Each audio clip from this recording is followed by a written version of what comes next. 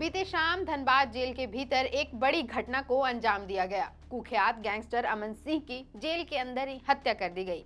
Reports के मुताबिक jail के अंदर कैदियों के बीच हुई झड़प में अमन सिंह के शरीर में 7 गोलियां लगी और उसकी मौत हो गई। गैंगस्टर अमन सिंह के मौत के बाद कोयलांचल को पुलिस छावनी में तब्दील कर दिया गया है। वहीं अब अमन सिंह के मौत के बाद झारखंड की सियासत गर्म हो रही है।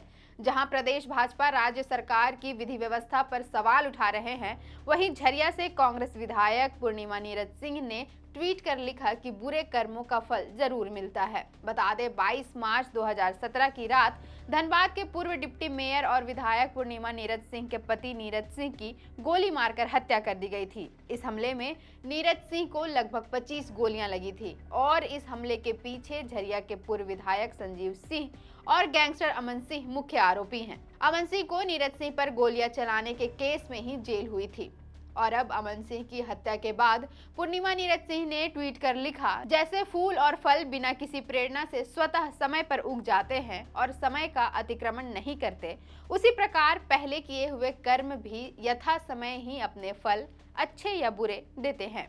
अर्थात कर्मों का फल अनिवार्य रूप से मिलता है।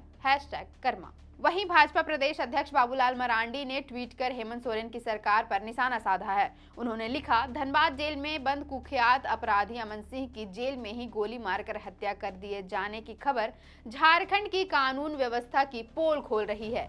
मैं शुरू से ही कहता रहा हूं कि जब जेल में बंद अपराधी, दलाल, बिचौलिए, अधिकारियों और सत्ताधारियों से मिलकर जेल से ही मोबाइल के जरिए सरकार चलाएंगे, वसूली करवाएंगे, तो अपराध आखिर कैसे कम होगा।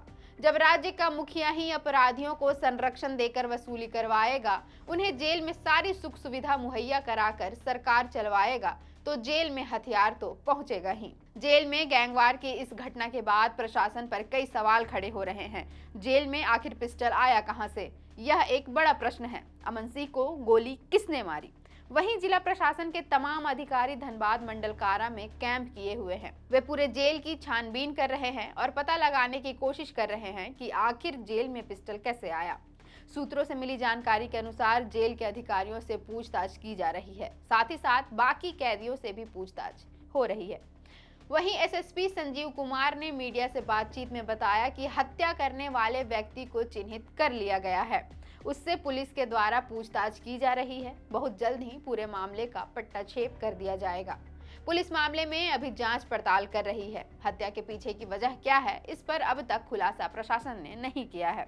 गैंगस्टर अमन सिंह उत्तर प्रदेश के अंबेडकर नगर का रहने वाला था। अमन सिंह को साल 2010 में अपने गांव की एक मामूली लड़ाई में पहली बार जेल जाना पड़ा था, जहां उसकी मुलाकात यूपी के कुख्यात गैंगस्टर मुन्ना बजरंगी से हुई थी। मुन्ना बजरंगी के कहने पर ही अमन सिंह ने 2015 में आजमगढ़ के अतरोलिया में डॉक्टर सरोज को गोली मारी थी। इस घटना के बाद अमन सिंह गिरफ्तार हुआ और 2 साल तक आजमगढ़ की जेल में बंद रहा। डॉक्टर की हत्या के बाद वह चर्चा में आ चुका था। जेल से बाहर निकला तो उसने जुर्म की दुनिया में अपना रिश्ता और मजबूत कर लिया। 2016 में उसे यूपी सुल्तानपुर के पत्रकार करुण मिश्रा की हत्या मामले में यूपी एटीएस ने गिरफ्तार किया था। इस कांड में जेल से बाहर निकलने के बाद उसने नीरज सिंह हत्याकांड की सुपारी ली। नीरज सिंह की हत्या के बाद वह धनबाद के अपराध जगत में भी बड़ा नाम बन गया। सुपारी किलर बनकर धनबाद आया अमन सिंह यहां पहुंचकर खुद लोगों की हत्याओं की सुपारी देने लगा। रांची जेल में बंद रहने के दौरान 2020 में मिर्जापुर देहात के बेलहरा मोड़ हरदी गांव के समाजवादी पार्टी के नेता राजेश यादव की हत्या की सुपारी देने का भी इल्जाम लगा। इन सभी मामलों में उसके खिलाफ ट्रायल चल रहे हैं। बताया जा रहा है कि अमन सिंह के खिलाफ धनबाद के अलग अलग थानों में करीब 31 मामले दर्ज हैं। इनमें से 11 मामलों में वह बरी हो चुका था। फिलहाल के लिए इतना ही।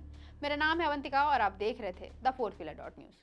अगर आप चाहते हैं कि हमारे वीडियोस का नोटिफिकेशन आपको बिना देरी के मिलता रहे, तो आप इस चैनल को फॉलो और सब्सक्राइब जरूर कर लें। बाकी आप हमारे काम को लेकर कोई सुझाव हमें देना चाहते हो तो कमेंट बॉक्स में आप सादर आमंत्रित हैं। इसके अलावा हमारे वीडियोस आपको अलग अलग ठिकानों जैसे फेसबुक, इंस्टाग्राम, ट्विटर पर भी देखने को मिलेंगे, जिसके लिंक डिस्क्रिप्शन में डाल दिए गए हैं। शुक्रिया।